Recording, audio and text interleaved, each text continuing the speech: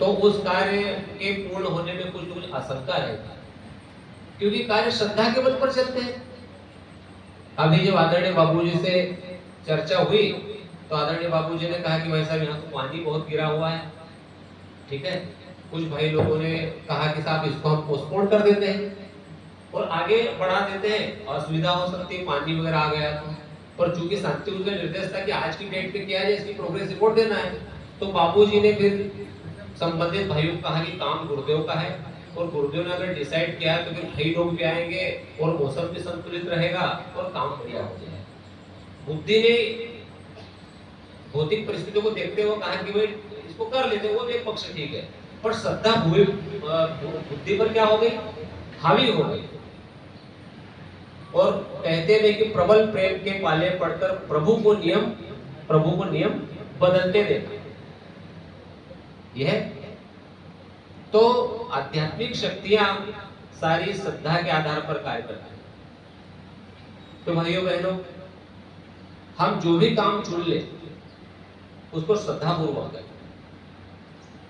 आज युवा मंडल का विशेष प्रशिक्षण है, यहाँ पर युवाओं को जोड़ने का आह्वान है। बात है सभी टॉपिक से समझ गए होंगे कि भाई अब आए हैं सब लोग, तो युवाओं को जोड़ो, कैसे जोड़ो, मंडल बनो। युवाओं को जोड़ने की बात कही जा रही है, कैसे युवाओं को जोड़ा जाएगा, क्या किया जाएगा, बस वही बात आ जाती, श्रद्धा।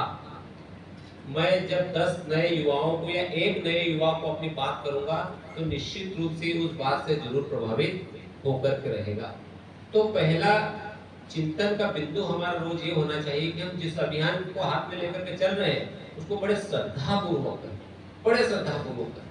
ये भाव रखें कि निश्चित रूप से इसके पीछे परम पूज्य गुरुदेव की शक्ति है, उन्होंने ये सोच लिया है। वो तो युग दृष्टा थे, उन्होंने सब पहले से ही मानवता का भविष्य देख करके रखा है।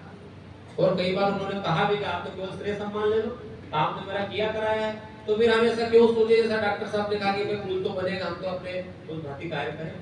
तो ये एक स्मरणीय बिंदु है, इसको हर परिजन को नित्य ध्यान में रखना चाहिए कि मैं ये कार्य कर रहा हूँ, निश्चित रूप से इसका इम्पैक्ट होने वाला है ही। क्योंकि हम नहीं जानते, हमको उतना पता नहीं है, हम यज्ञ के बारे में कितना जानते हैं, जितना हम पढ़ लेंगे साहित्य में। और यज्ञ के ऐसे सूक्ष्म लाभ है, ऐसे सूक्ष्म प्रभाव है जिसका हम कभी आकलन भी नहीं कर सकते। मॉडर्न मेडिकल साइंस और मॉडर्न टेक्नोलॉजी के इंस्ट्रूमेंट है, उसको पकड़ थोड़ी सकते हैं। यहाँ रोज यज्ञ हो रहा है, उसका क्या प्रभाव हो रहा है। तो जब भी हम यहाँ जो यज्ञ कर रहा है, जो मन को श्रद्धा से करना चाहिए। कभी कभी हम काम को बोझ मान के अरे आप चलो करना है यार, ये आ गया है तो अब इसको करना ही पड़ेगा यार, ऐसा मन में ना कभी लाए। हर कार्य को श्रद्धा पूर्वक करें। दूसरा, सभी हम परिजन भाइयों का एक चिंतन का जो नित्य चिंतन का विषय होना चाहिए वो ये होना चाहिए कि हम किसी भीड़ का हिस्सा नहीं। बाहर रोड से लोग गुजरेंगे, जिनको नहीं पता होगा वो कुछ भी कह सकते हैं। यहाँ मेहमान उतरे होंगे, यहाँ कोई पॉलिटिकल मीटिंग चल रही होगी, यहाँ कोई शादी हो रही होगी या कुछ भी हो रहा होगा, उनकी नजर में हम भीड़ है। क्या है उनकी नजर में हम? क्योंकि जहाँ गैदरिंग होती है उसको लोग भीड़ ही कहते हैं। पर हमें अपने मन में ये भाव रखना है कि हम किसी भीड़ का हिस्सा नहीं है, हम एक व्यवस्थित तंत्र का, एक व्यवस्थित संगठन का हिस्सा है। और जब हम किसी तंत्र का हिस्सा हो जाते हैं, जब किसी संगठन का हिस्सा हो जाते हैं, तो फिर हमारी जिम्मेदारियां और भी बढ़ जाती हैं। जैसे परिवार एक संगठन है, हमारा खुद का परिवार, हम जब उसको अपने आप उसकी इकाई मान लेते हैं तो हमारी बहुत जिम्मेदारियां बढ़ जाती हैं।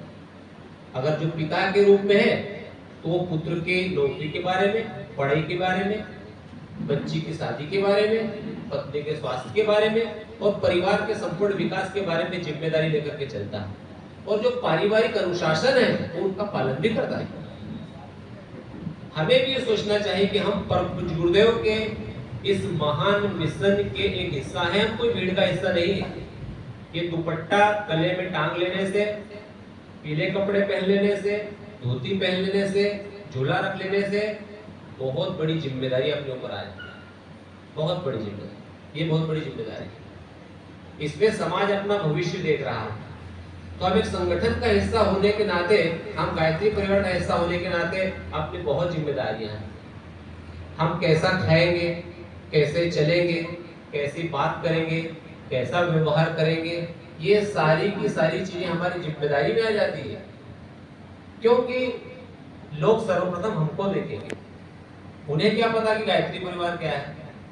जब हम नए युवाओं के बीच में जाएंगे तो वो हमारे व्यक्तित्व को देखेंगे और वो मानेंगे कि ये गायत्री परिवार है। तो इसलिए ये एक रूप में बड़ा सौभाग्य का विषय भी है कि हम अपने इतने बड़े ऋषि का रिप्रेजेंटेशन कर रहे हैं, प्रतिनिधित्व कर रहे हैं। ये छोटी मोटी बात नहीं होती। परम पूज्य गुरुदेव ने हमको अपना प्रतिनिधि बनाया। आप इसको कभी गहराई से सोचिएगा, इतने बड़े ऋषि उन्होंने हमको अपना प्रतिनिधि बनाया कि आप मेरे प्रतिनिधि हो।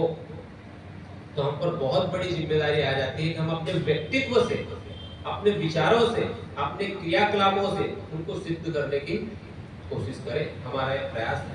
ये चिंतन का विषय है कि हम कोई भीड़ का हिस्सा नहीं है। हमारे बहनें भी बैठी हुई है, हर प्रकार से हमारी वेशभूषा सभ्यता शालीनता में रहे, हमारी वाणी शालीन हो, हमारे लोक व्यवहार जहाँ व्यवहार करते हैं वो पाप साफ हो, पैसे का लेन देन क्लियर हो, और तमाम प्रकार की छोटी चीजों से लेकर मोटी मोटी चीजें, ये हमारी जिम्मेदारी हो जाती है। अगर ये होने लगेगा तो निश्चित रूप से हमारा काम और आगे बढ़ जाएगा। तो ये हमारा सबसे बड़ा एक चिंतन का विषय है कि हम इस पर चिंतन करें। तीसरा, हम ये सोचे कि लोग तो जुड़ने के लिए तैयार बैठे हुए। चाहे हम युवाओं के परिप्रेक्ष्य में बात करूं तो युवा शक्ति तैयार बैठी हुई है, क्योंकि हमारे परम पूज्य गुरुदेव का मिशन का विचार, योजनाएं इतनी शानदार है कि हर कोई चाहता है कि हम इससे जुड़े। तो हमारा ये कर्तव्य बनता है कि हम उन तक अपनी योजना को ले जाएं। यहाँ पर जो हम भाई लोग बैठे हुए हैं, हम गोष्ठी को इतिश्री न मान लें। गोष्ठी तो शुभारंभ होता है। गोष्ठी को हम आज के शब्दों में प्लानिंग कहते हैं। क्या कहते हैं? प्लानिंग। और कोई भी काम जब प्रारंभ करना रहता है तो उसका प्रथम चरण ही प्लानिंग होता है। तो प्लानिंग के बाद फिर बैठ नहीं जाया जाता है, प्लानिंग के बाद तो एग्जीक्यूट करना होता है। कभी कभी हम गोष्ठियों में बहुत अच्छी योजनाएं बनाते हैं, बहुत चर्चाएं होती है, पर एग्जीक्यूशन जो है हमारा वो थोड़ा कमजोर हो जाता है। तो ये गोष्ठियां प्लानिंग होती है। कभी हम चाहते हैं अब तो आज गोष्ठी में होकर के आ गए, हम समयदान वो दिन का हो गया हमारा, अब जब अगली गोष्ठी होगी फिर वहां पर जाएंगे। मतलब हम प्लानिंग ही उनका हिस्सा बना करते, प्लान करो। ये हम सबकी व्यक्तिगत जिम्मेदारी होती है कि जो भी प्लान बना है उसका हम अपने स्तर से कैसे लागू करें। क्या मैं किन्हीं युवाओं के पास बात बताने गया था? क्या मैंने किन्हीं युवाओं को समझाया था कि भाई आपके गुरु नहीं हो जीवन में तो आप गुरु बना लीजिएगा, एक गाइड बना लीजिएगा। गुरु पूर्णिमा का पावन पर्व है, आप आइएगा, हम आपको दीक्षा दिला दी। उसके बाद में हमारी जिम्मेदारी बन गई कि हम उसको कैसे नर्चर कर सकते हैं। ये हर व्यक्ति की जिम्मेदारी।